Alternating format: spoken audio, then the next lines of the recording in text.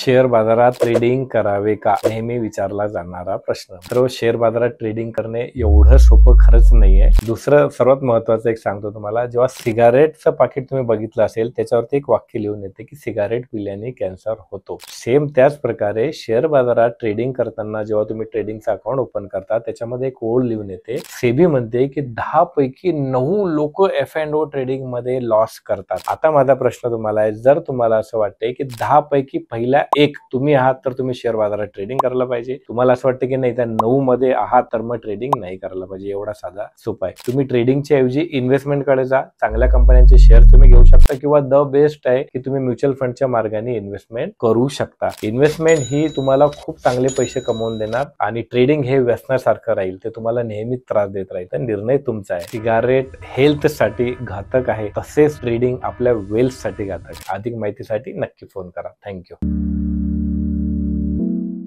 Mutual fund investments are subject to market risks. Read all scheme related documents carefully.